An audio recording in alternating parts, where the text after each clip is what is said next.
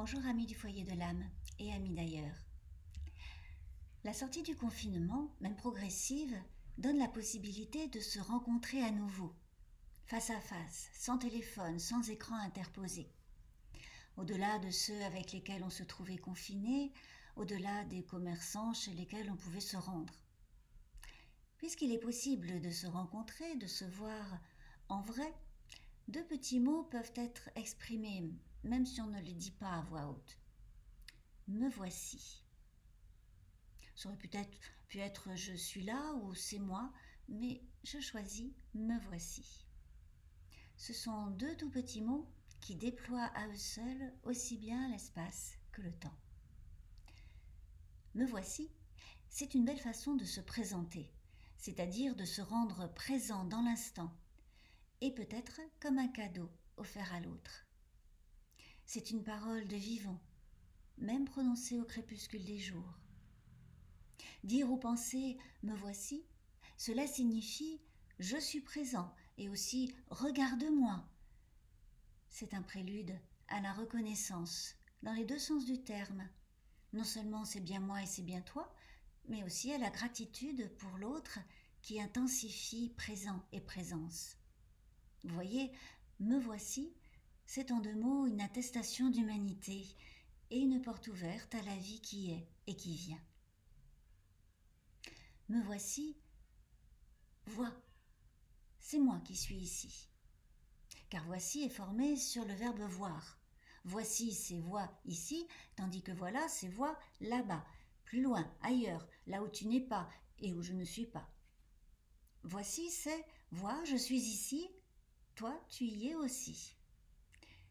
C'est donc un voir dénué d'illusion, de l'erreur causée par une distance ou par un défaut de vue. C'est un voir du réel et non d'un rêve. Et même un voir extirpé de la comparaison et surtout de la compétition.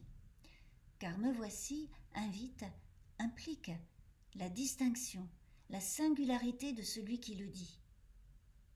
Et qui du coup, de son côté, est prêt à un chemin commun, même s'il est parfois caillouteux. Me voici se dit comme une réponse à un appel, un besoin, une urgence, une peur. Et donc, comme une responsabilité assumée, quand bien même on ne sait pas très bien où elle va mener. Ce n'est surtout pas une soumission qui néglige ou écrase le moi qui parle, qui se présente, ni comme une affirmation de soi qui s'impose à l'autre. Pour qu'il y ait un moi, un toi et un nous, il faut une juste distance. Me voici, c'est comme une disponibilité qui laisse à l'autre tout l'espace de sa propre présence, qu'elle soit souffrante ou radieuse, ce qui est condition de rencontre, de conversation, de partage, y compris de solidarité. Me voici en tremblant ou me voici rassurant, mais c'est toujours forcément en confiance, sinon ce n'est pas moi. Me voici, c'est comme une main tendue, maintenant que se serrer la main est devenu un geste à risque et à éviter. Me voici, c'est aussi une parole que l'on trouve souvent dans la Bible, particulièrement en réponse à Dieu.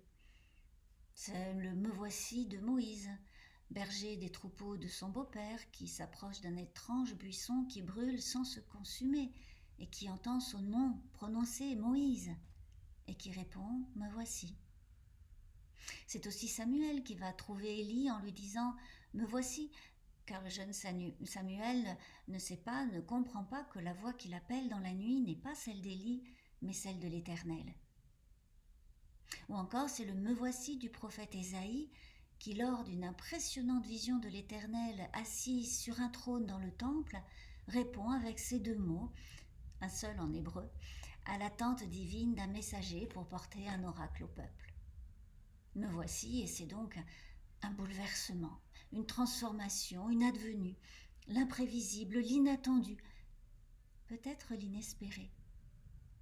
Et tout cela peut se trouver aussi dans les me voici quotidiens.